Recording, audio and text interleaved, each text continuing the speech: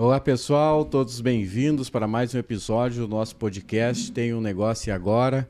Novamente eu e o Dirceu aqui, meu colega de bancada, parceiro, hoje gravando um novo episódio com uma nova dupla aqui, dinâmica também, que vai trazer muito conhecimento e acredito que vai colaborar com o crescimento intelectual de todos. Não acha, Dirceu? André, é isso aí. A gente agradece muito a presença de vocês já de antemão, principalmente pelos telespectadores nossos. As pessoas que nos seguem nas redes sociais têm dado bons feedbacks por todos os episódios que a gente tem feito até agora, de bons conteúdos, compartilhando, né, experiências e o que a gente pode ter de vivência empresarial, porque a pessoa tem lá, é aquela história, tem um negócio e agora? Né? Ele se forma em administração, um tem uma expertise numa coisa, outro tem outra, e acaba faltando alguma coisa para que tenha um sucesso e as coisas funcionem bem. Então hoje a gente tem um tema bem legal, importância da inteligência emocional e os desafios dos recursos humanos da empresa, do RH, para que a gente troque uma ideia. E para falar desse tema, nós convidamos aqui uma dupla bem legal, vocês vão gostar do nosso podcast de hoje. Convidamos a Juliana Schmitz, ela é administradora de empresas, especialista em gestão empresarial pela FGV, MBA em psicologia organizacional, em gestão de pessoas e estratégia e gestão da qualidade.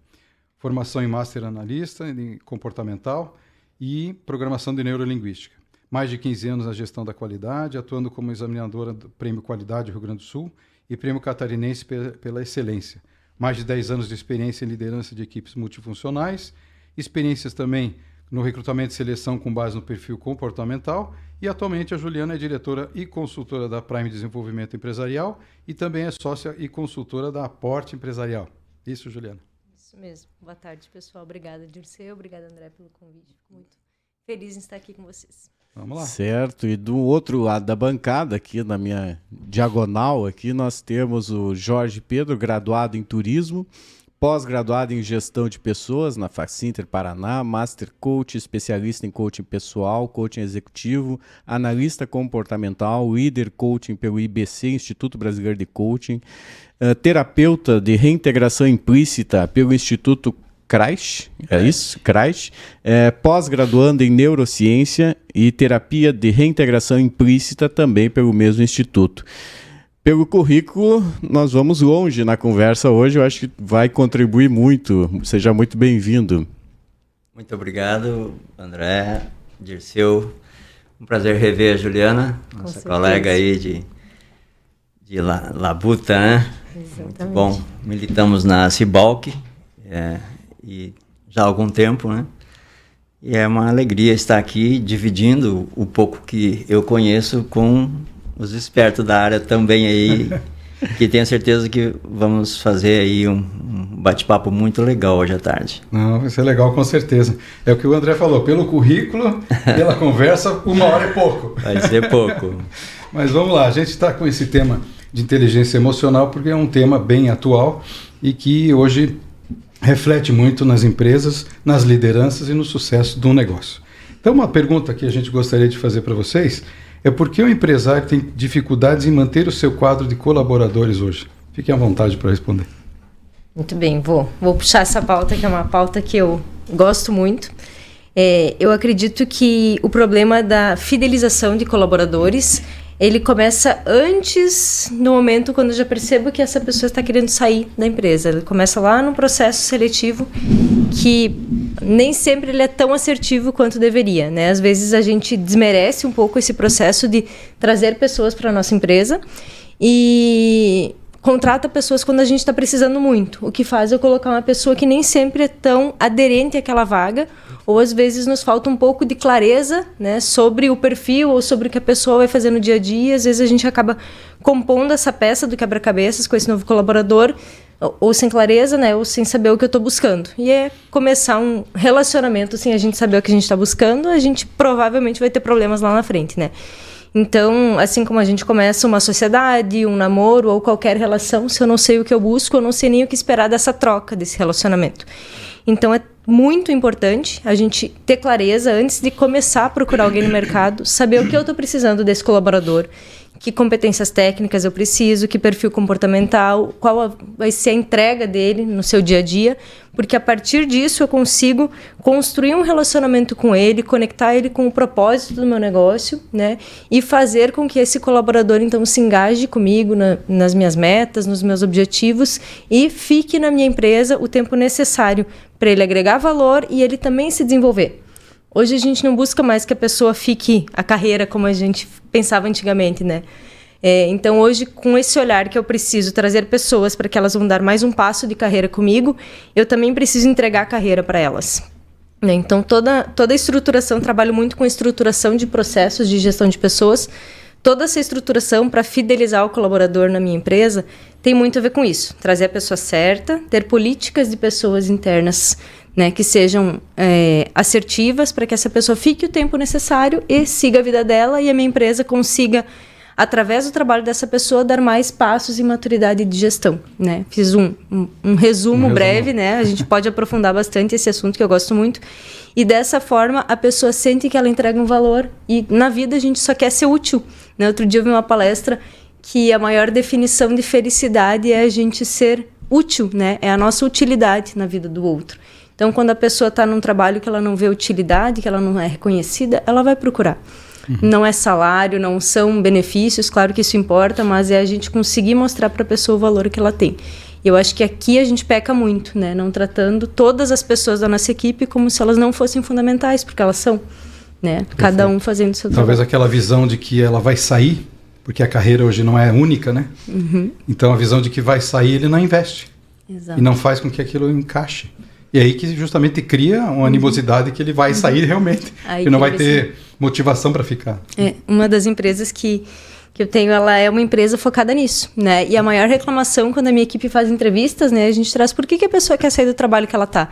Às vezes eu olho de fora uma empresa super bacana, uma empresa que tem benefícios legais, salários legais, ela tá num cargo bacana. E a pessoa traz que ela não sente que ela é reconhecida ali. Né, que ela não tem valor ali, ou que ela simplesmente o trabalho dela é mais um. E ela busca sair muito por esse motivo, né? Por buscar uma empresa que ela realmente se conecte com o propósito. É a sensação de pertencimento, né? Não tem a sensação de pertencimento, não está integrando aquele. Não está somando, né? Não está somando, exatamente. E muitas vezes também acontece quando a pessoa está no mercado disponível, por assim dizer, e aí encontra essa empresa que você comenta que está desesperada, buscando colaboradores, não há um afunilamento mais profundo nesse detalhe. E aí o que a empresa faz? Ela geralmente vai contratar você pelas suas competências, pela experiência, né? E pelo currículo. E ali na frente você demite essa pessoa por quê? Pelo comportamento. E aí é que entra também a questão da inteligência emocional. Culpados? Talvez não.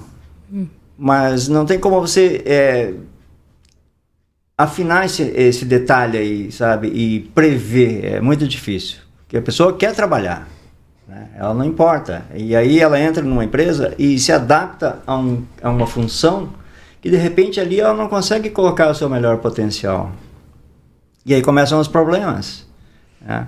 Ela já não começa a entregar o suficiente e aí não se sente confortável, acolhida também. E aí por aí vai, né? Nós comentamos num dos podcasts nossos que o que impacta bastante nesse tipo de resultado negativo é a falta de engajamento com a cultura organizacional da empresa, né? Esse encaixar a pessoa dentro do negócio é o que a gente estava comentando. Nossa empresa com mais de 70 anos, com 3 gerações com sucesso. Por quê? Porque a cultura organizacional está enraizada no negócio e nas pessoas que pertencem a ela. Então, o sentimento de pertencimento, e mais do que a cultura, que você se adapta nela, mas não porque você se adapta porque precisa do salário, se adapta porque é o teu valor. Então, o teu valor fecha com o da empresa. Muito legal isso de eu te interrompi, Jorge. Não, pode, eu sabia complementar. É que é um tema que eu sou apaixonadíssima a falar de cultura, né? Inclusive o propósito da minha empresa de recrutamento e seleção, ela é um propósito de conectar valores similares. Poxa, eu não vou conseguir entregar numa empresa que eu não compro os valores, né? E a cultura, ela é algo totalmente intangível. Mesmo que eu tenha escrito minha missão, minha visão, meus valores, eu não consigo tangibilizar todos os fatores culturais. Então, eu preciso ter uma consciência muito grande de quem eu sou como empresa para olhar para a pessoa e pensar, poxa, essa pessoa compartilha da minha cultura. E esse tema é extremamente relevante quando eu coloco uma pessoa ali dentro. Como começar? Vou usar o exemplo da Cibalc dos núcleos, né, Jorge?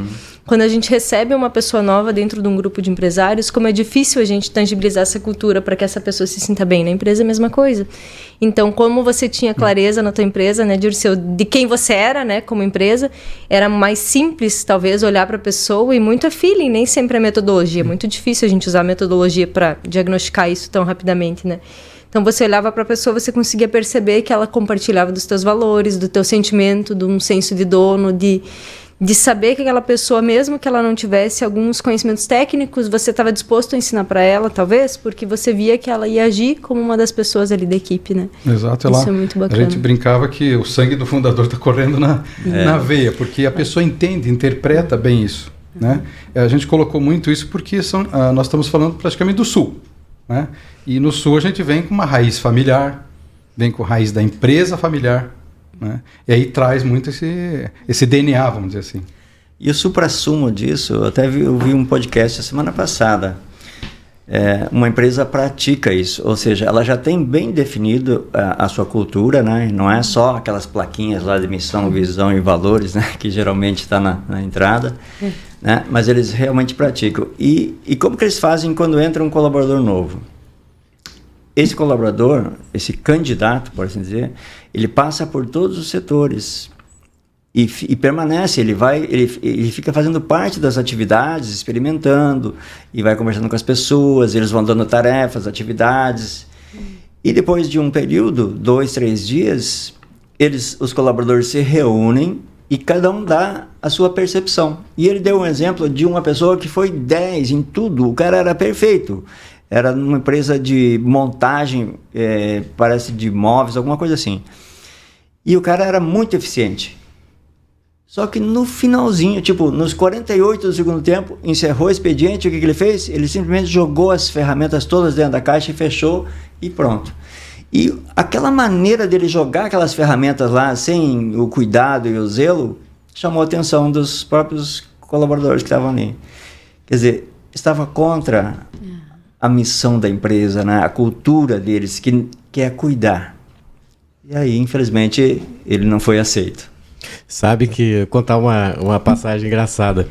Uma vez eu fui atender até hoje é cliente, enfim, eu já disse para ele que eu conto essa história, então não vai ter problema eu falar aqui, né?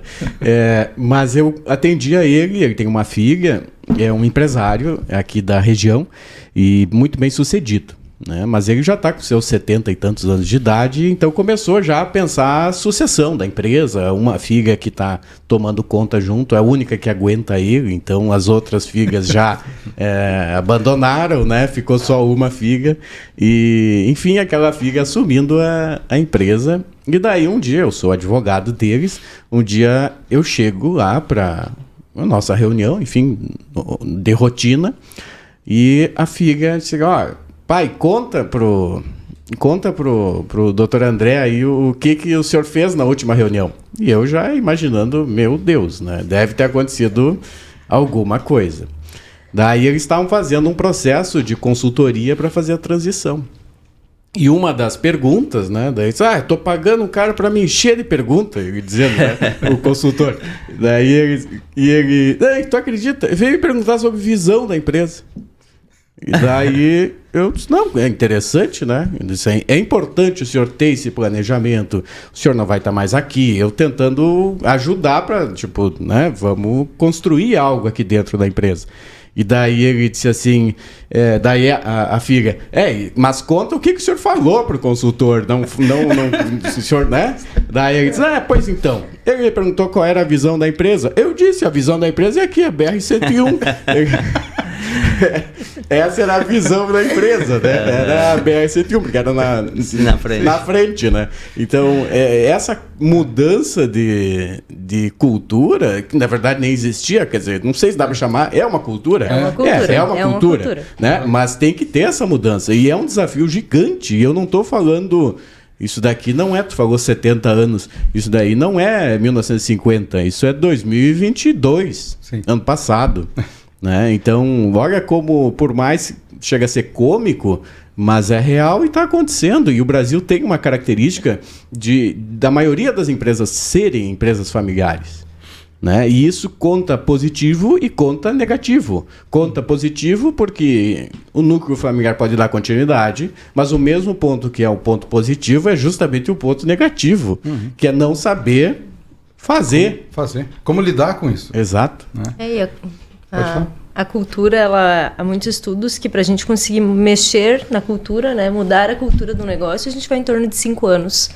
Então, quando a gente às vezes traz uma geração nova, ela vai trazer melhorias na cultura, muitas vezes, né? O olhar do filho, né? Com inovação, com coisas diferentes.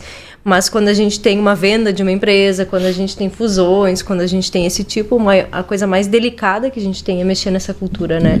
E garantir que as pessoas que estavam antes não saiam por uma mudança de cultura, né? E às vezes a gente tem sócios que estão numa cadeira muito consultiva, num conselho, e trazem um novo diretor-geral, um novo CEO, com uma cultura totalmente diferente. E a gente começa a perder talentos dentro do nosso negócio. Por quê? Porque a gente não teve uma adaptação, na verdade, cultural desse CEO, né? E a gente entra querendo mostrar serviço, né? Os líderes, principalmente. Então, a gente acaba fazendo algumas mudanças que, se quem está acima ou um conselho não estiver bem atento ao que está acontecendo ali embaixo, a gente corre o risco de ter grandes tragédias no nosso negócio, né? Eu vi que você falou um negócio, me lembrou que todas as empresas nos anos 90 tinham uma área de integração de funcionários. E tinha uma cartilha. E essa cartilha dizia o que podia e o que não podia. É quase um ESG hoje. Né? Então, o que você comentou, às vezes chega um CEO novo que veio de fora, mas ele não teve o tempo ou o preparo adequado para entender a cultura da empresa, para poder se adaptar, porque ele muitas vezes foi escolhido como um profissional classe A, pode tocar o negócio perfeitamente, mas erraram justamente na adaptação dele dentro da empresa. Exato. Qual é a cultura da empresa? Porque ele vem com a cultura dele. Né? E aí, na hora que foi implantar aquilo que vocês estavam comentando, acabou perdendo talentos que estavam lá, às vezes, 15, 20 anos, porque ele tomou uma atitude que não era condizente com a cultura da empresa que estava lá há anos. A gente tem inúmeras histórias, né? De livros, inclusive, que contam histórias onde isso aconteceu, né? Esse manual de integração é muito do que tu falou, né, Jorge? De fazer um processo de onboarding, né? Bem feito dos colaboradores, né?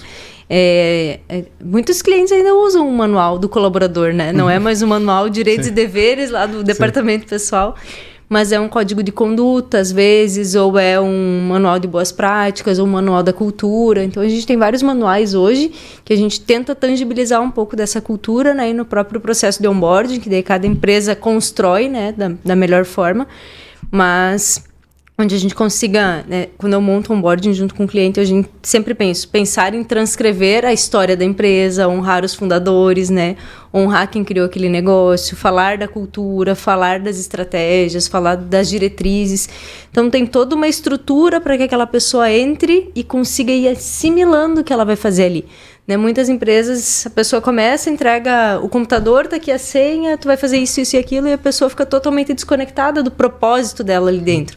Agora, quando eu me preocupo em falar minha visão de futuro, quando eu me preocupo em dizer o que os outros colegas fazem para que a pessoa consiga entender qual que é o escopo de trabalho dela e se interrelacionar com todos os colegas e as áreas ali, eu vou trabalhar de outra forma. Eu não sou um apertador de botão lá de 1970, né? Eu sou uma pessoa que, poxa, eu entendi que se eu fizer essa tarefa errada, isso vai impactar, né? Então, eu vou desenvolvendo uma própria visão sistêmica dessas pessoas dentro do negócio, né? Por isso que você veja o tema de hoje, inteligência emocional, está bem ligado a isso que a gente está comentando, porque se ele não tiver integrado, o resultado não vai ser legal. Exato. Mas o líder é que vai estar preparado, tem que estar preparado.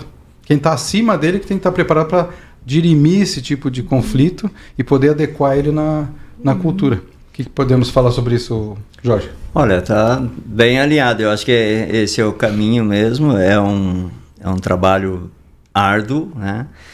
E a grande maioria das empresas, elas não tem essa preocupação em investir em trazer alguém que resolva esse problema. Elas vão por tentativa e erro, né? Então, é aquela história, aqui sempre foi assim. Aí chega um colaborador novo, com ideias, com sangue nos olhos, né, para trabalhar, e aí ele quer fazer mudanças, quer apresentar melhorias, e aí ele já é podado pela própria equipe, muitas vezes. O que se quer fazer? Sempre fizemos dessa forma, por que você quer mudar? né?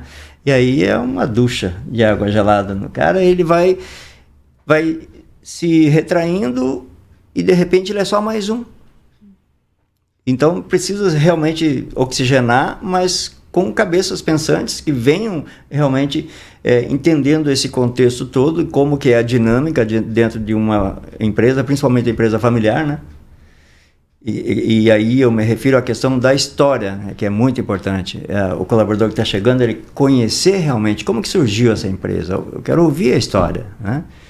Então, começa por aí. E aí, vamos puxando o... Honrar, né? Honrar Isso. quem veio antes. Às vezes a gente tem uma sucessão ou até entrada de novos sócios, né? A gente tem um cliente que trocou boa parte do grupo societário, assim. Também é bem delicado, porque assim, o pessoal que está chegando, eles estão chegando querendo dizer que agora a gente vai fazer assim, vai dar certo e tudo mais, mas assim, poxa, tudo que foi feito fez a empresa chegar até aqui. E só por causa disso vocês puderam e tiveram a oportunidade de vir agora. É uma construção, né? Tem que dar a ideia de que é uma construção. Os próximos passos, né? Isso é muito importante. Isso é importante. Opa, não, fica à vontade. É que o que acontece? Hoje está na moda, vamos dizer assim, a questão de fusões e aquisições. Tanto que tem gente que investindo nesse tipo de negócio, né? Nos fundos de fusão e aquisição. Porque está existindo aquele movimento. O que é grande compra o pequeno, um outro grande vem lá e compra o teu negócio. Mas o mais difícil é fazer a integração. Isso que você acabou de falar. Exato. Nós já fizemos a transição de empresas de uma concessionária de máquina agrícola para outra e entregamos em 4 meses de um grupo que foi vendido para o grupo que comprou. Qual era a maior dificuldade? Fazer essas pessoas se entenderem. O sistema funciona perfeito. Mas se integrar e trabalhar em conjunto que era o mais difícil. Boa parte disso, né, nessa integração, ela vai ocorrer através dessa inteligência emocional, que alguém vai ter que puxar a rédea ali e fazer acontecer, né? E aí a minha pergunta vai pro Jorge. Que diabo, onde que eu consigo essa inteligência artificial, inteligência emocional? Estamos com esse tema na cabeça já amanhã toda. Vocês trabalharam com isso, né? Sim. Não, realmente, a grande dúvida é essa. Como é que surge essa inteligência emocional? Na verdade, ela começou a ser explorada meio que recentemente, há décadas atrás, né? Porque lá atrás ainda se falava muito em QI, né? Sim. E era o ó do Borogodó, né? E aí as pessoas foram evoluindo, foram crescendo, né? Principalmente a neurociência, ela cresceu assustadoramente nessa área. E aí, então, vamos ver o que é essa tal dessa inteligência emocional. Nada mais é do que o controle das emoções. E poucos de nós temos isso, né? E esse controle é você se conhecer. Sócrates já falava. Conheça-te a ti mesmo. Esse é o grande X, né? Onde você, se conhecendo, você vai saber o que você pode fazer e o que você não deve fazer, porque as consequências não vão ser legais, né? Então, em cima disso, busca-se já um resgate, né, na própria história do homem, né? Dessa questão das emoções, é o cérebro reptiliano, que ainda temos, né, como herança, que é aquela reação instantânea, né? Diante de uma situação, você já reage. Então, a gente ainda não consegue dominar isso. E muitas pessoas que têm esse ímpeto, eles se defendem porque eu tenho sangue na veia. O outro fala, não, porque eu sou italiano é assim. Então, tá tudo certo, né? São formas, e aí entra as questões culturais e tudo mais, né? Mas o conhecer-se, ele não é tão simples assim.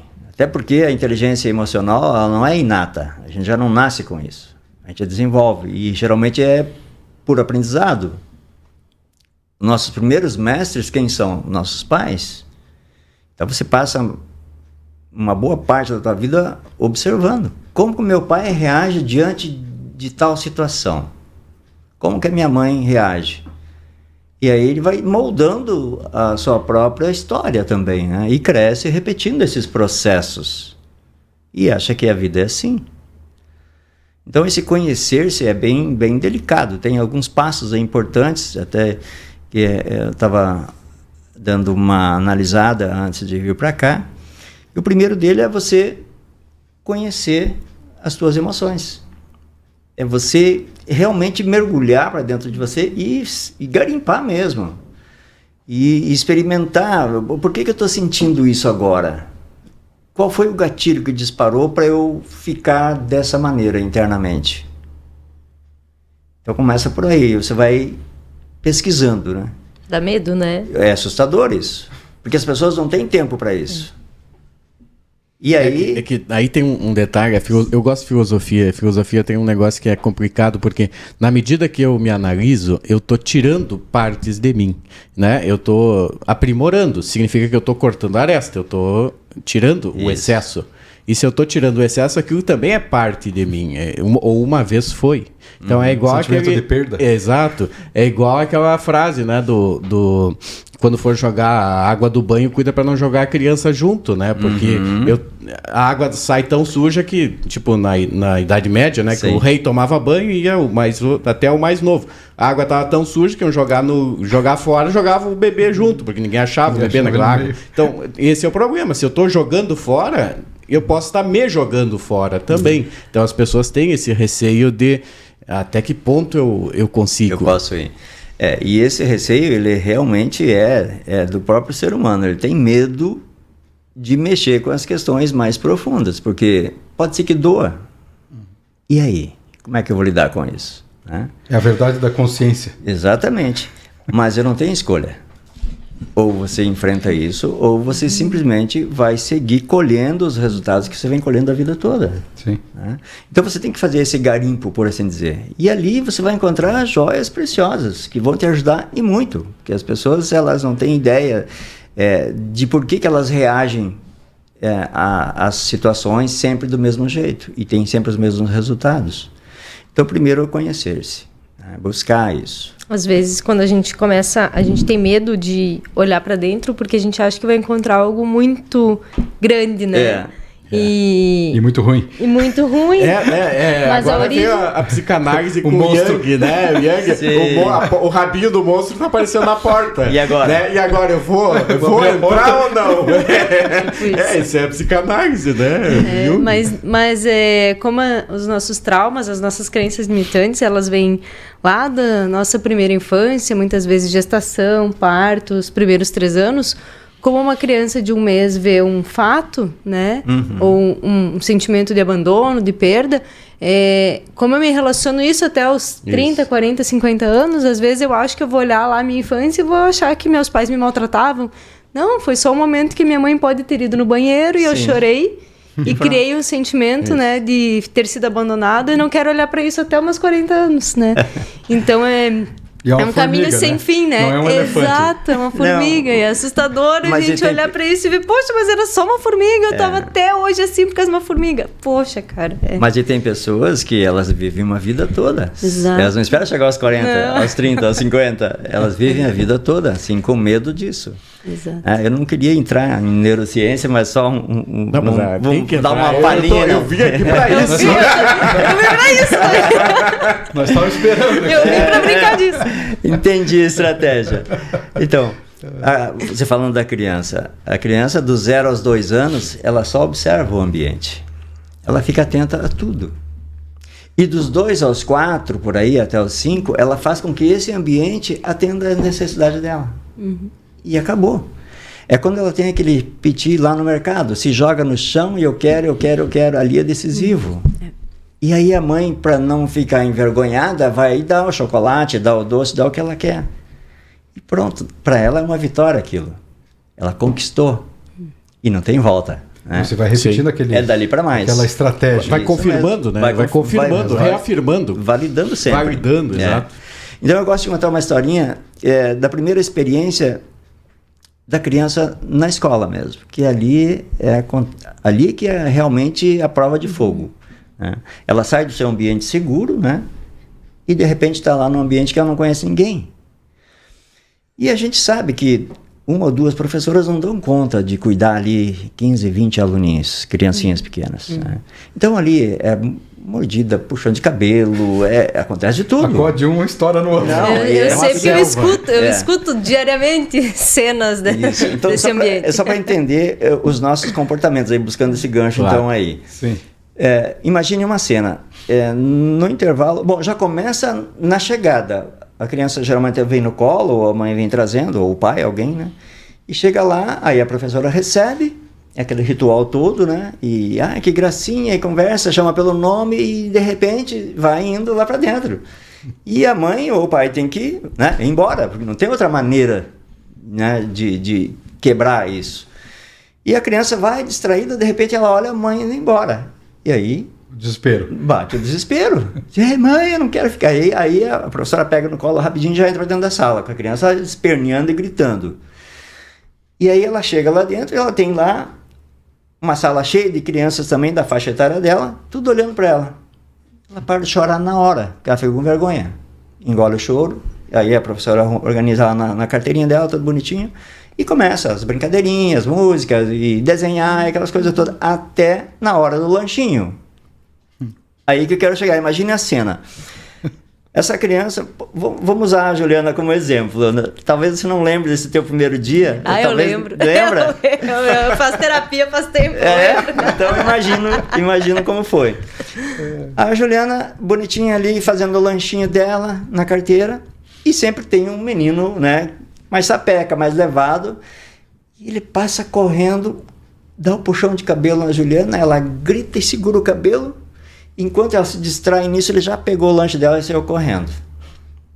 Tá? Então, essa cena nós vamos analisar por duas situações, dois viés. Primeira situação, a Juliana toma ciência do que está acontecendo, vê o menino correndo com o lanche dela, ela empurra a carteirinha dela para frente e sai correndo atrás do menino. Esse menino é até maior do que ela, até, inclusive. E ela chega e dá um tranco nas costas dele e toma o lanche de volta. Aqui não, esse lanche é meu. E volta para a carteirinha dela empoderada. O menino olha para ela, não vou mais mexer com essa menina, ela é muito brava. E vai azarar uma outra criança. Beleza, tudo bem. A Juliana volta ali, ainda... Não vai precisar dizer qual foi a tua reação, tá? Não foi essa, querido. Eu era muda até os 20. Não parece, mas eu era. Aí a Juliana, então, empoderada, termina o lanche dela, beleza. A mesma cena por outro viés. Ela tomou consciência do que está acontecendo, o menino se distanciando com o lanche dela, ela vai procurar a professora. Autoridade. A autoridade da sala. E ela está lá no canto, intertida com outras crianças, que ela nem percebeu o que aconteceu. E ela vai para lá, chega lá choramingando, querendo falar algumas palavras, a professora não entende, mas vê que é sério, se abaixa, escuta o que ela está falando, ela entendeu que o menino pegou o lanche da Juliana. Daí ela pega ela no colo, e vai lá onde que está o menino, que já está na metade do lanche quase. E aí a professora fala, Joãozinho, por favor, esse lanche é da Juliana. E é claro, o menino diante da autoridade, o que ele vai fazer? Ele vai entregar, pede desculpa para ela, desculpa, tá, tudo bem. Aí ela te traz na tua carteirinha, coloca ali bonitinho e você termina de fazer o que sobrou do teu lanche. Tá? Então, independente da atitude que você tomou, se você foi em frente a resolver o teu problema, ou se você for choramingar, aquilo ali você criou uma conexão neural. Os seus neurônios criaram uma sinapse ali e houve muitas coisas que envolveram. Primeiro, senestésico, é um canal, né? Você sentiu o puxão de cabelo, né? E você estava já saboreando o teu lanche. Então aquilo era um momento bem interessante. O grito que você deu, né? O auditivo. Aí, o que aconteceu?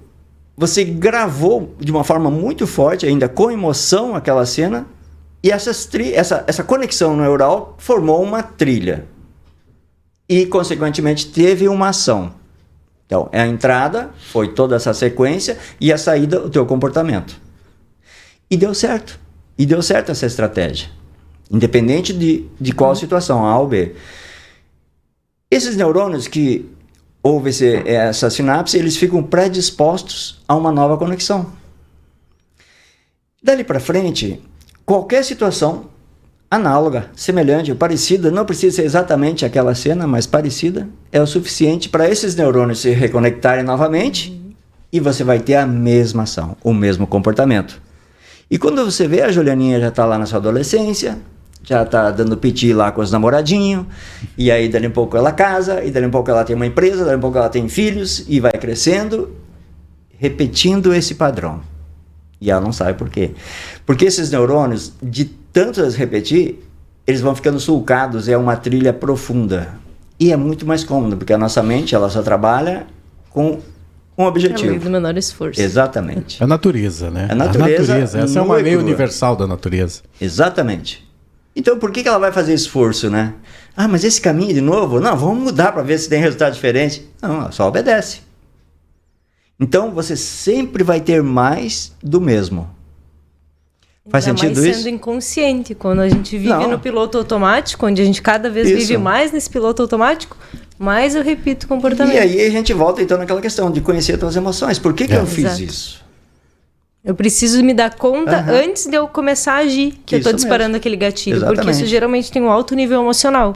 E quando eu tô num alto nível emocional, eu só vou reagir. Isso mesmo. É mais fácil quando É é algo automático. que não envolve tanto a nossa emoção, né? A própria PNL fala, eu não consigo excluir esse caminho, né? O meu cérebro nunca vai deixar de usar esse caminho. O que eu preciso é construir um novo caminho. E o desafio é a gente ter consciência e É eterna tentar, vigilância. tentar criar novos caminhos e seguir pelo caminho, a segunda opção, né? Aí É você muito tem que difícil. fazer o coaching ou terapia. E aí você resolve. É verdade. Por isso que a Concordo. inteligência emocional não dá para comprar na esquina. Não dá. Não.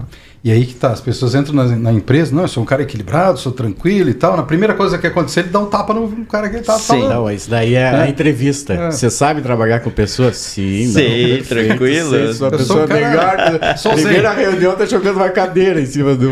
Mas sabe que a gente busca cada vez mais lá na empresa fazer perguntas, o nosso processo seletivo, ele é um processo de recrutamento e seleção por competências, onde ele faz perguntas direcionadas nunca ao que você faria. Porque uma pergunta como você lida com gestão de pessoas? Super bem, eu sou ótimo. Claro que você vai me contar agora, é claro que vai ser ótimo. Mas uma boa técnica para a gente usar em processos seletivos é a gente sempre fazer perguntas contextualizando o passado. Me conte uma situação onde você teve um problema, num contexto, e peça para a pessoa sempre citar exemplos. Ela precisa contar uma história. Mesmo que essa história não seja a melhor que a gente quer ouvir, mas se ela trouxe um aprendizado, a pessoa inclusive consegue demonstrar comportamentos decorrentes do próprio aprendizado. Então, é uma dica para todo mundo. Faça entrevistas, né, de assuntos transversais, onde a pessoa possa, às vezes, até se perder na resposta, mas que ela precise contar um exemplo. Quando a pessoa vai lá, né, para a história mental dela, dificilmente ela consegue... Não é mentir, né? Porque a pessoa ela não quer mentir pra gente. inventar. Ela quer contar a história real que houve. Ela tem que contar uma história. Me conta a última vez que o seu gestor não esteve presente e você teve que ter iniciativa para resolver um problema. A pessoa não dá conta naquele momento de improvisar tanto. Você sabe que, só agora fazer um registro histórico também que é bacana, para você ver como a gente não evoluiu tanto. Né? A gente evoluiu tecnologicamente, mas o ser humano em si não evoluiu. Pitágoras, né, todo mundo conhece, tinha a escola pitagórica, né, que era a escola onde ele ensinava os conhecimentos dele na época. E ele fazia uma seleção para você ser aluno de Pitágoras, então você tinha um processo seletivo, não era chegar lá e quero. E o processo seletivo de Pitágoras não era um processo seletivo de conhecimento formal, era um processo seletivo de conhecimento de competências. Tá? Ele analisava as competências, era uma prova moral, eles chamavam. Isso, tem livros que ele mesmo deixou escrito como que era. Então, ele fazia uma seleção moral dos seus alunos, porque para ele o conhecimento ele conseguia ensinar. Agora, a moralidade para ele era algo que vinha inato. E, né, ele dizia assim, a mulher, para ela dar à luz, ela tem que estar grávida. Então, para eu poder ter uma resposta moral, a moral tem que estar dentro de mim, né? Essa era a ideia dele.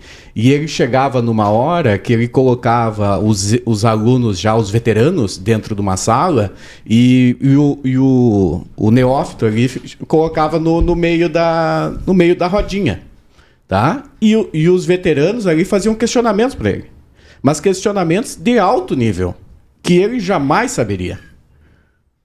E qual era a intenção que o neófito respondesse? Eu não sei. Humildade e tudo mais. Que ele chegasse no momento e dissesse, eu não sei. E eles daí, quando ele dizia não sei, eles debochavam dele. para ver se ele ia inventar uma resposta ou se ele ia... Não, realmente, gente, eu não sei. A prova de fogo. E se ele respondesse nas 2 vezes que ele não sabia, ele estava apto a ingressar na escola de Pitágoras. Então, é uma prova moral, né? O que a gente tem... Claro, na época eu chamava de prova moral, mas hoje a gente vai chamar uma prova de competência. Se você tem competência para aquilo. Não é uma simples currículo, análise de currículo, né? Eu acho que hoje a grande diferença que a gente tem... até um dos temas que a gente estava falando num podcast anterior, hoje você consegue aptidão, habilidade fácil. Você consegue... Gente, um dos problemas do ensino superior é que hoje você não tem mais aluno no ensino superior, dependendo da área, porque é muito mais fácil a pessoa ir para a internet, aprender como resolver o problema e vender aquilo, do que ter um canudo e não saber como resolver. Né? Então, acaba tendo essa diferença. Então, o grande fator de seleção é justamente você, no momento de pressão, no momento da coisa realmente, você entregar aquele resultado. Não se tu tem diploma X, diploma Y, formado aonde. O que importa é você resolveu. Resolveu? Sim, resolvi. Então, isso é valorizado. A gente está... Você veja que o tema de inteligência emocional ele é profundo, né? E as pessoas acham que ele é muito fácil, muito superficial, né? E nas empresas acham que vai fazer um cursinho que vai resolver, né? Vai ler um livro, vai assistir alguma coisa, e não é bem por aí, né? Eu acho que o que o Jorge comentou, a profundidade de se conhecer, ele é uma coisa que é muito difícil as pessoas estarem predispostas a se ouvir e enxergar que ela não é perfeita. Sim. Para poder corrigir isso e realmente ser, além do ser humano melhor, poder justamente atuar melhor profissionalmente. E se me permite só fazer mais um recorte aqui com um tema que a gente estava falando no episódio anterior do podcast, que é a inteligência artificial, não a emocional. Nós, determinadas atividades, nós vamos delegar para a inteligência artificial e joia, beleza. Eu acho que um dos que a gente chegou à conclusão aqui é que a inteligência artificial vai fazer que o ser humano volte a ser humano novamente. Então isso é ótimo, né? Isso vai ser bom, só que vai ser bom para quem souber trabalhar. Vai ter gente enlouquecendo. Meu Deus, aquele robô tirou o meu emprego. Entendeu? E até eu usei como exemplo eu disse assim, mas vocês acham que na época que foi colocada energia elétrica, a fábrica de vela gostou? É óbvio que não, entende? Sempre vai ter quem vai estar contra, né? Então, mas você tem que saber trabalhar, e a competência e a inteligência emocional é o que vai fazer o diferencial para a pessoa poder trabalhar num ambiente com inteligência artificial. Exatamente. Veja como tudo está conectado, né? Está tudo interligado. E a questão da inteligência artificial, muitas pessoas estão realmente assustadas, né? Mas só vai ser mais um desafio de tantos que a humanidade já enfrentou. Exatamente. E sobrevivemos, estamos aqui. Né? Esse vai ser só mais um. E eu sempre gosto de olhar as coisas pelo viés positivo. Tudo bem, a pessoa que vai perder... o porteiro, por exemplo, de um prédio, vai perder a vaga dele. Tudo bem. E o que impede, então, de ele, de repente, fazer um cursinho para aprender alguma outra atividade que atenda as pessoas, que ele possa fazer, né? Ou a faxineira vai ser substituída por uma máquina que vai fazer tudo. Vai fazer um pastel em casa e vender para os próprios colaboradores da empresa, sabe? Vai usar a mente para se sobressair, né? E dar conta. Mas, pelo outro lado, o que vai acontecer? Nós vamos ter muito mais tempo, né? E tempo de qualidade.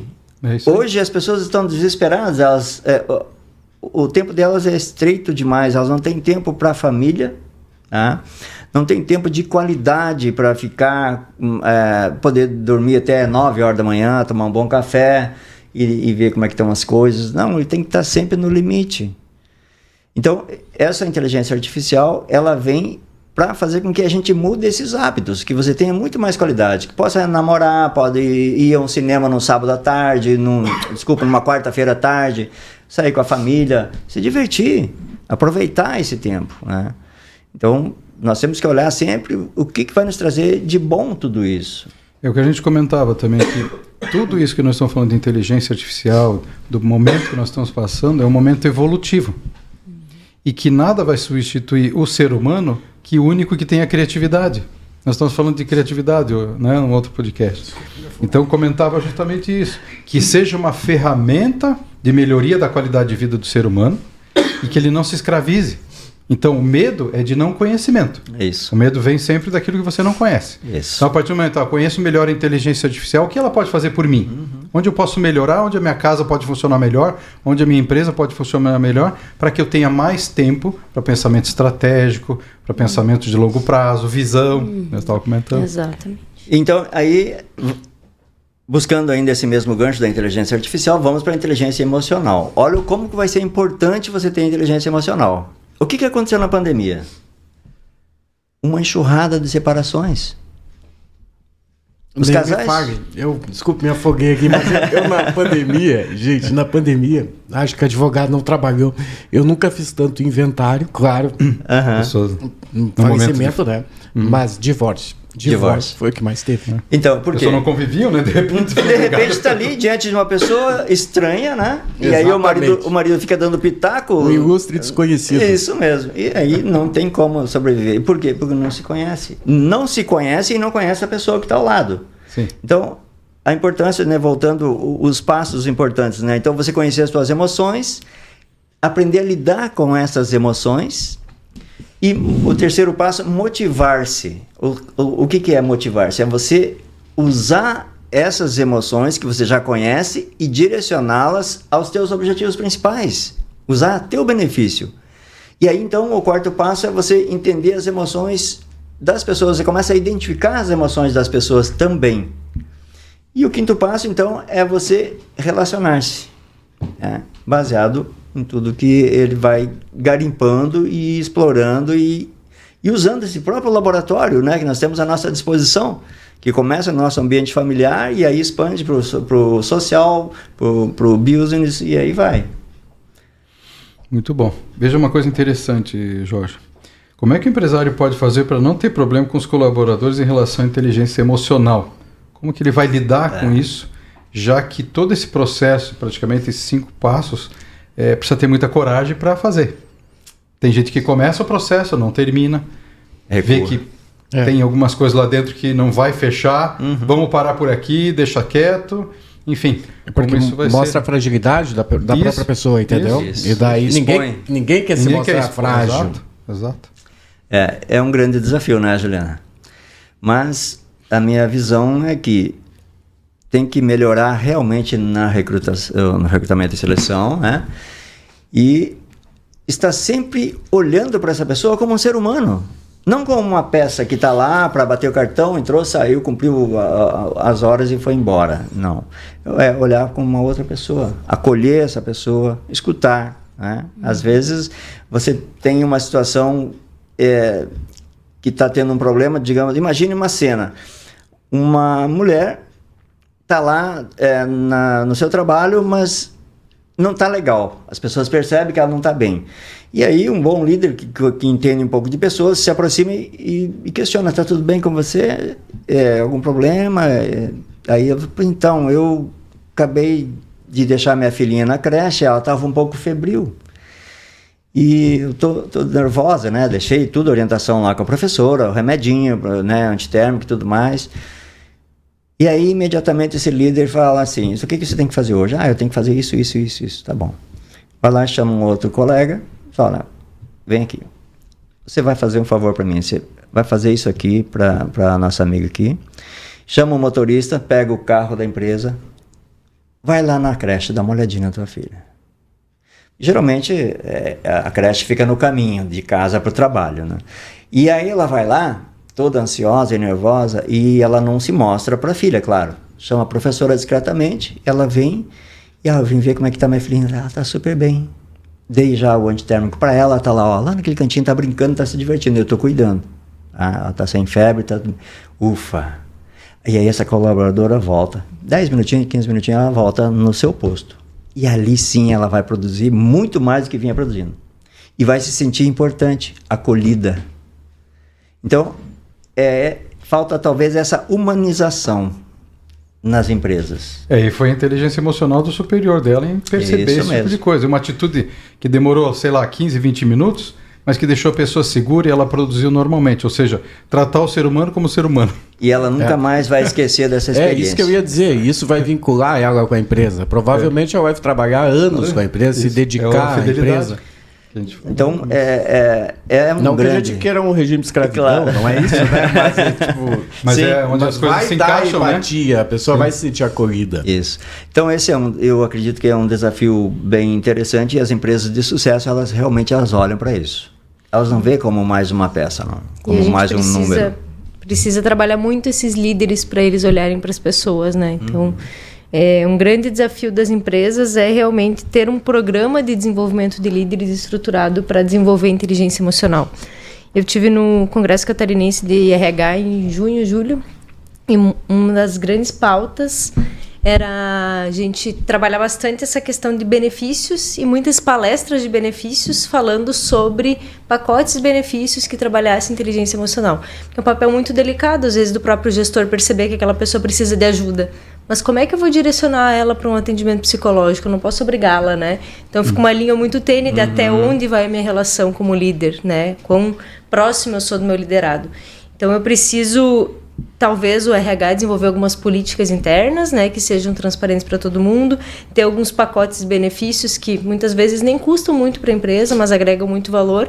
E para os líderes, a gente precisa desenvolver muito esses líderes para que eles sejam líderes de pessoas, né? Às vezes a gente está muito preocupado num líder mais gerencial, e claro, a gente precisa dessas competências de análise, de diagnóstico, de olhar indicadores, metas, mas se ele não consegue ver, às vezes, o micro, né, que é a pessoa que não está bem naquele momento, a gente não consegue olhar o macro também. Né? O macro não vai ter o resultado que a gente quer quando a gente não olha para o micro. E se você olhar um empreendedor, a gente trabalha com mentoria de startup, pequenas empresas, eles acham que é muito caro e muito difícil fazer esse processo.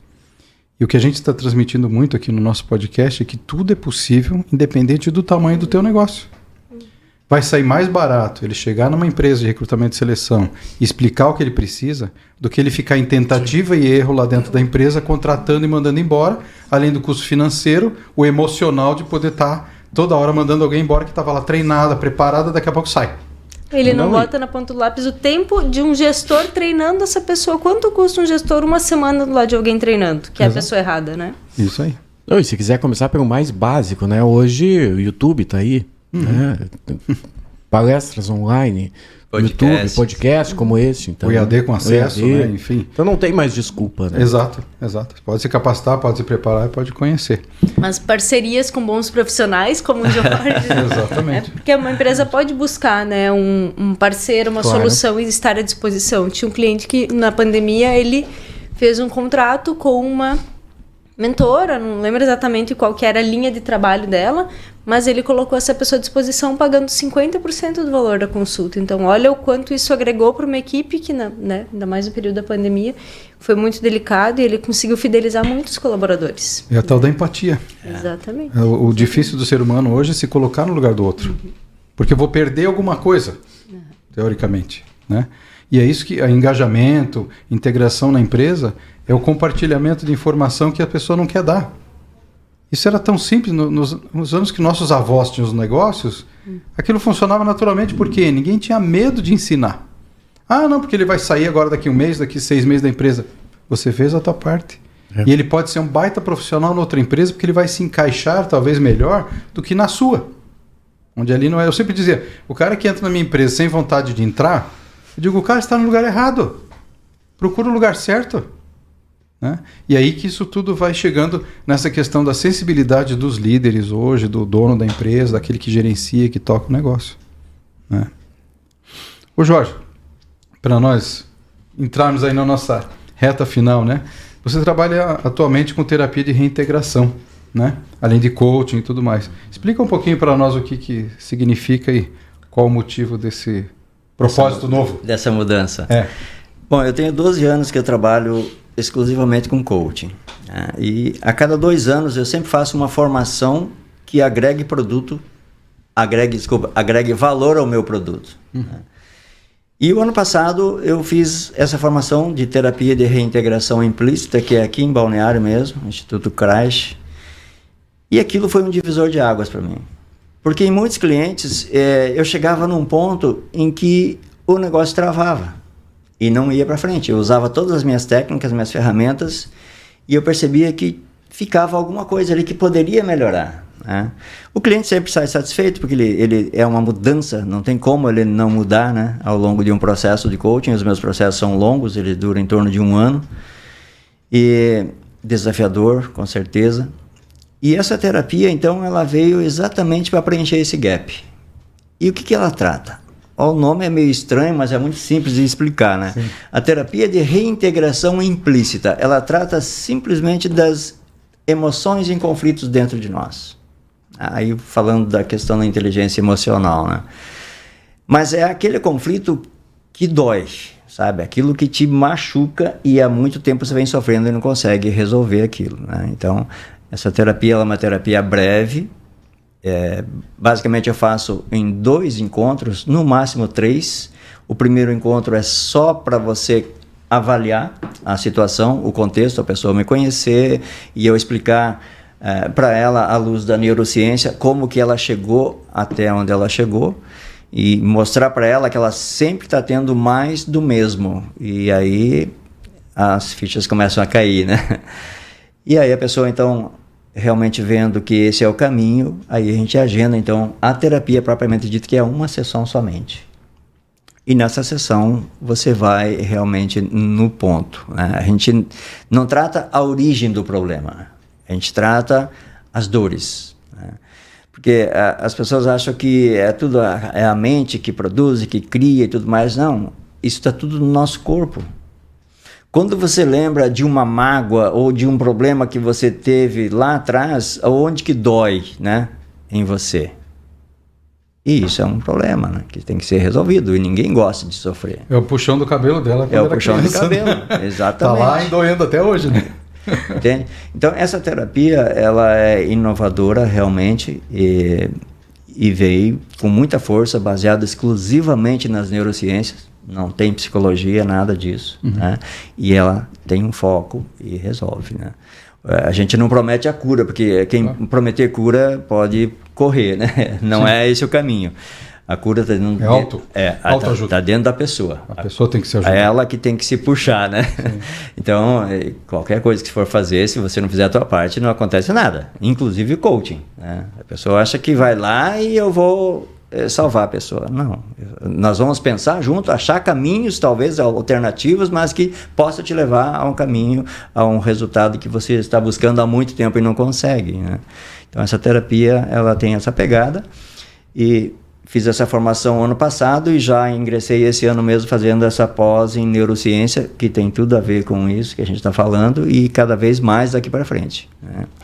Lembrando do Jung também, que comentávamos no início, né? Ele falava que em todo adulto, ele fala em todo adulto, espreita uma criança ferida que precisa de cuidado. Exatamente. Então, olha só o quanto que a gente tem de trabalho pela frente, né? Um caminho sem fim, né? Se curar é sem fim.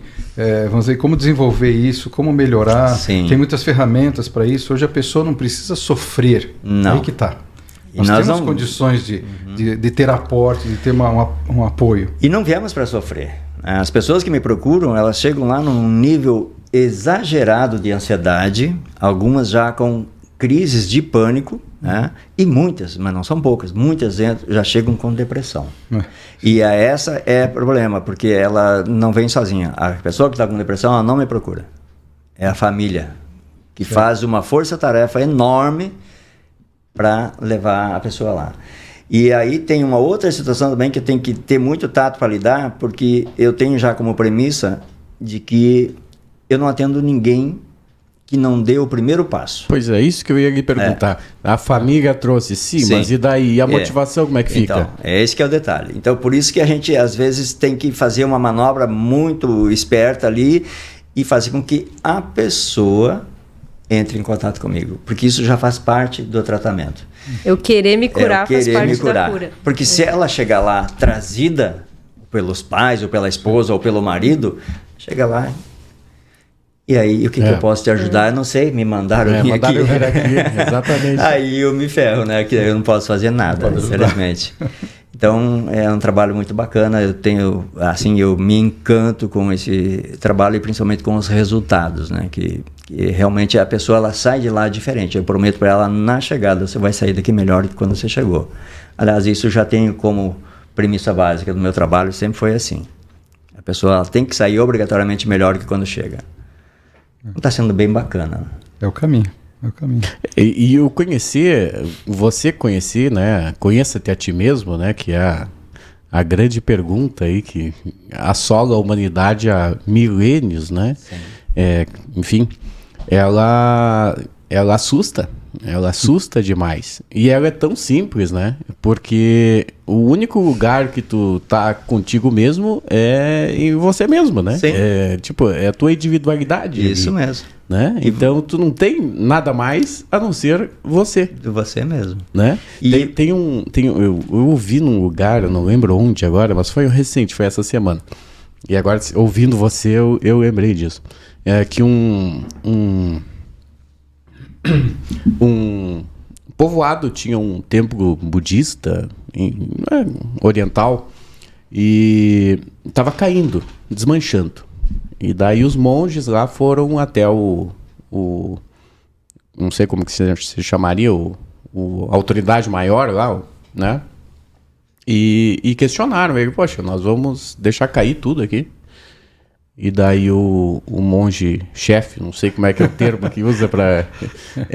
ele disse assim, façam o seguinte, vão até o vilarejo, roubem tudo o que vocês conseguirem, que a gente vai usar o que vocês roubaram e nós vamos vender no outro vilarejo, mais distante. E daí, aqueles monte de monjinho recém Sansei. Iniciados lá, saíram correndo pro vilarejo. E se foram. E desceram do alto da montanha, fazendo um arrastão. E o monge chefe lá, que eu não sei como é que se chama, ele chegou foi entrar no templo. Quando entrou no templo, tinha um monge ali sentado. Ele disse, poxa, você não ouviu o que eu mandei? E daí ele disse, sim, eu ouvi, por isso que eu tô aqui. Eu disse, sim, mas eu mandei vocês irem lá na cidade, roubarem tudo. Só não roubem se alguém estiver vendo vocês, mas tentem roubar o que vocês conseguirem pra gente vender no outro vilarejo. Eu disse, sim, o problema é que eu estou me vendo. E eu não consigo roubar. Se eu estou me vendo, alguém está vendo, né? Uhum. Então eu não consigo roubar. Por isso que eu fiquei aqui, esperando, né? Os outros, se trouxerem alguma coisa, ótimo. Né? Mas então, a consciência de cada um que pesou para ele. Exatamente, aí que tá o negócio. Eu não estou me enxergando lá, fazendo aquela atitude ali. Eu não posso estar lá. Eu estou aqui. O conhece-te a ti mesmo é aquela ideia de que... Por que é importante?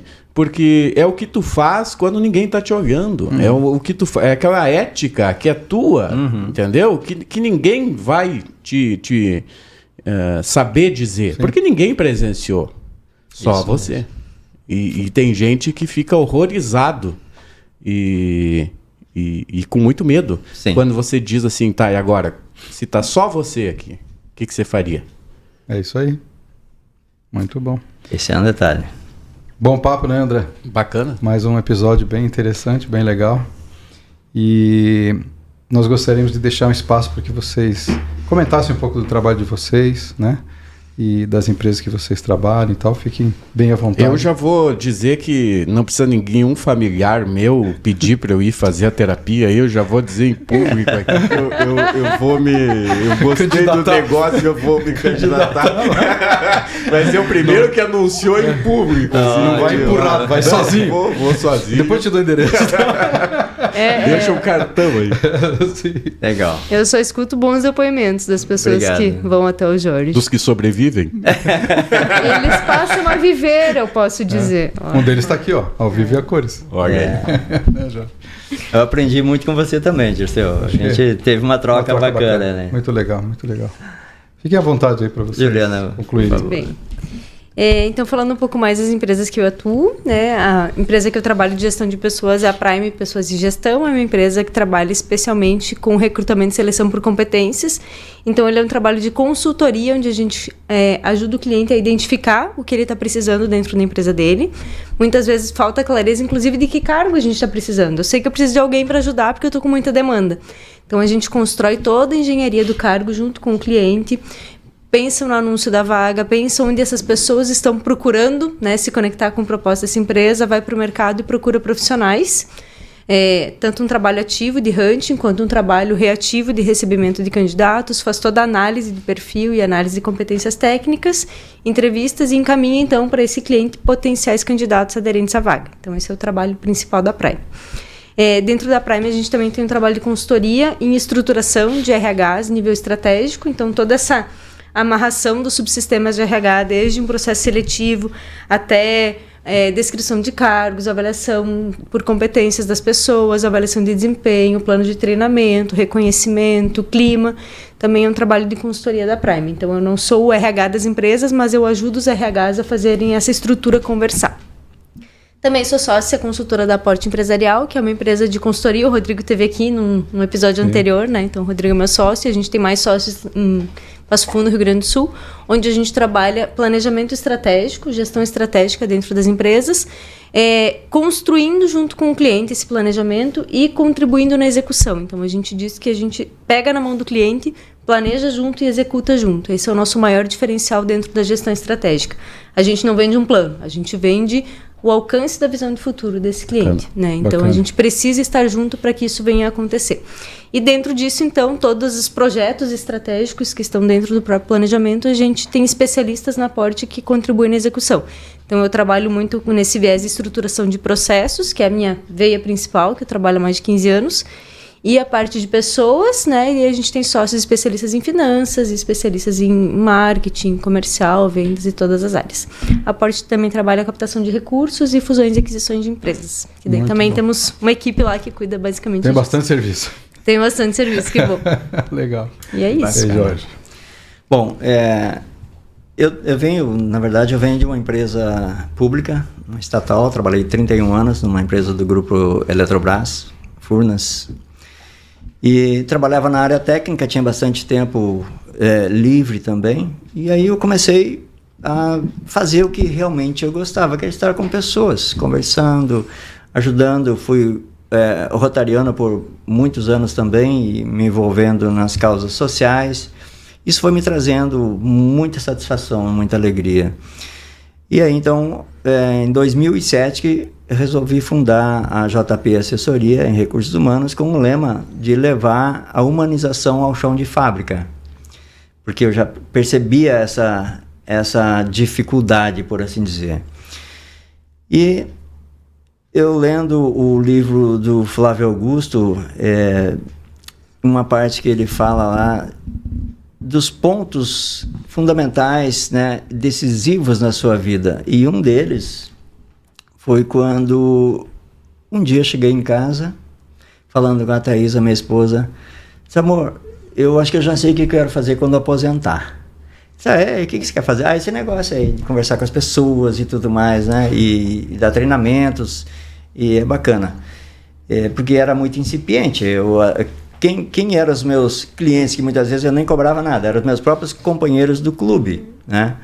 Só que eles começaram a me indicar para outras empresas, aí eles começaram a me cobrar, né?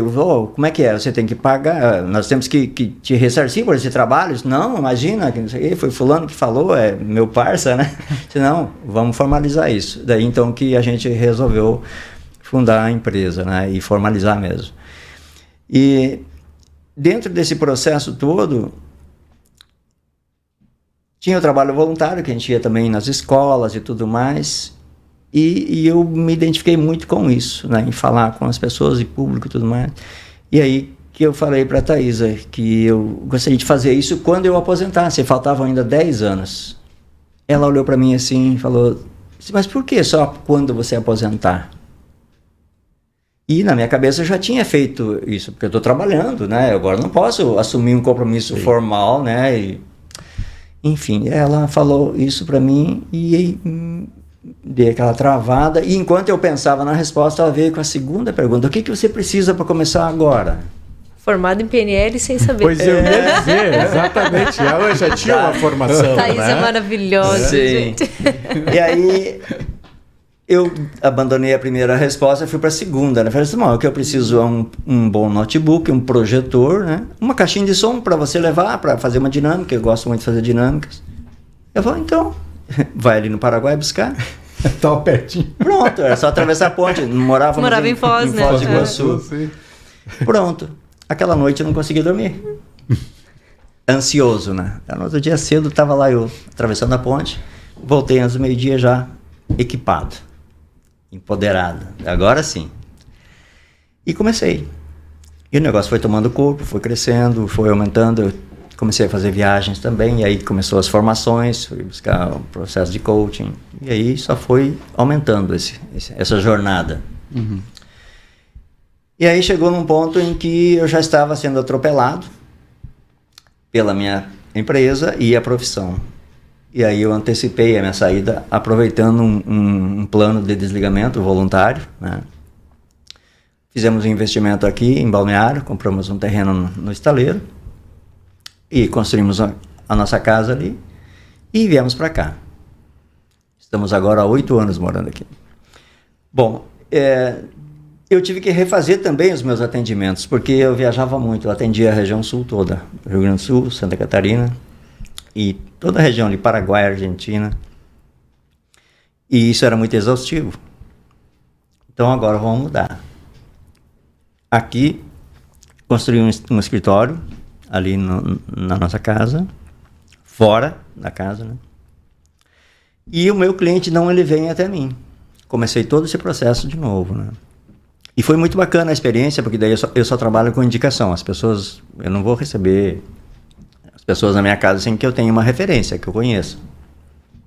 Então as pessoas vêm de longe e começou a funcionar. Legal, bacana isso. Mas esse ponto de inflexão, ele é importante porque eu sempre falo, se não fosse a Thaisa dar talvez esse start, eu ainda estava esperando.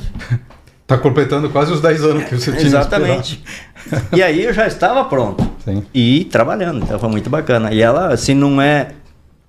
Ela me dá esse suporte no dia a dia, inclusive, não tem como eu trabalhar também. Sim. Então É ela... a parceria. Ela é eu sempre falo, minha diretora financeira, né? Ela cuida da parte das finanças e eu trabalho. Quer dizer, para mim não é trabalho. Para mim, falar com as pessoas é uma alegria sem precedentes, porque eu aprendo muito. É gostar de gente, né? Exatamente. Simples assim. Daí dá certo. Aí, André. Não, bacana, eu ouvindo tudo, né? E a gente falamos bastante aqui. Um dos temas muito recorrentes aqui é futuro, empreendedorismo, futuro, auxiliar empresas a se manterem, sucesso profissional, enfim, né? Eu acho que muito caminha em cima do que ele acabou de falar. Conhecer, ouvir, conversar com pessoas.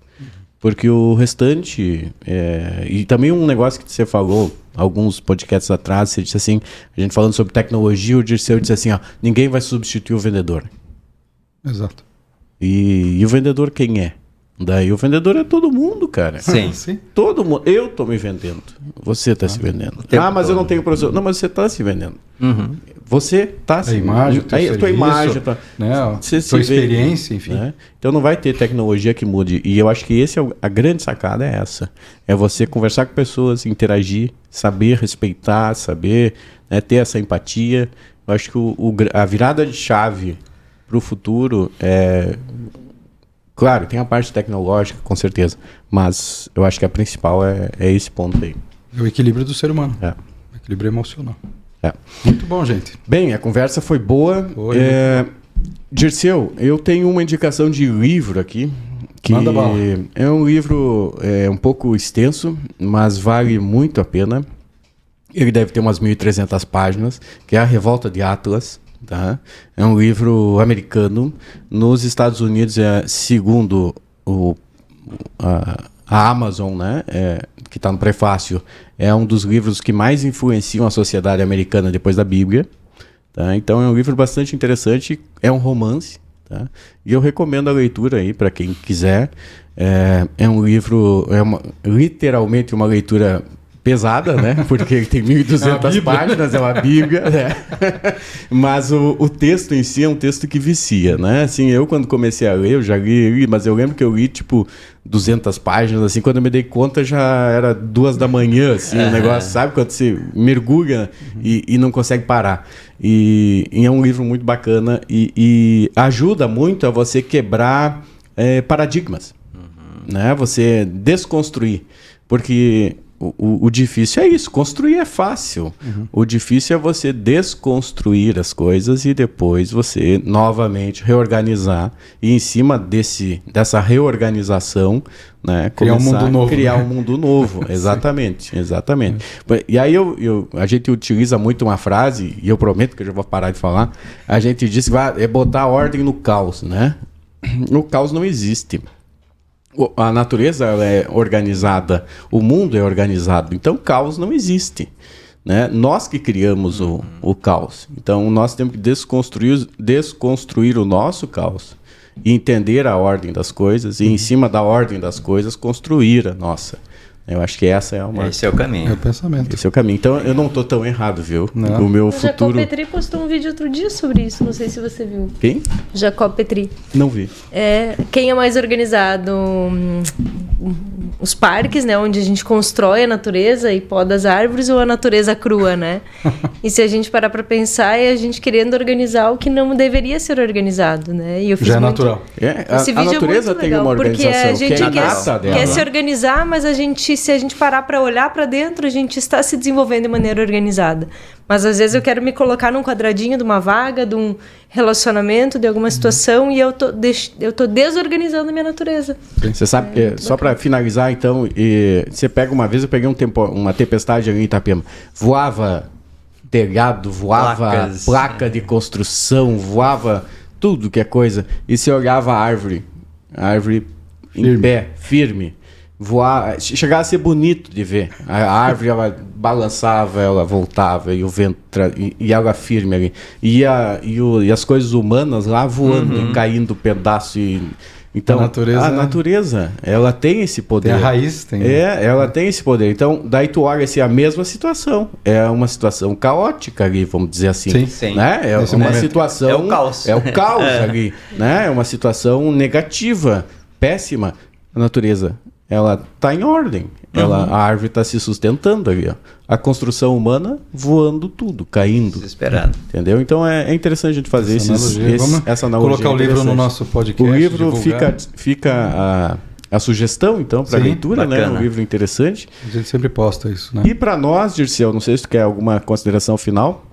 Vamos deixar o pessoal encerrar com um minutinho. Então, não, eu acho que já indo pro nosso fechamento, então, né? Sim. Agradecer a participação de vocês. Eu acho que para mim foi fantástico o podcast hoje. Eu acho que teve conteúdo assim que, caramba, isso daqui dá pra gente ficar se quiser estender aqui, a gente pode ficar muito mais tempo. A gente pode até já chamar a dupla para o próximo, já deixar reagendado. Sim, continuar. Né? Pra gente, a partir desse ponto que a gente está aqui, a gente continuar o nosso podcast. Eu tenho certeza que a gente vai ter muito aprendizado.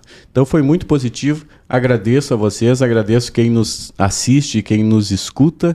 E pedir então que sigam as nossas redes sociais, né? Encaminhem nossos feedbacks, mandem as suas sugestões. O nosso Instagram é @mentores do negócio, né? O nosso @mentores do negócio, nosso Instagram, nosso canal do YouTube também tem o mesmo nome.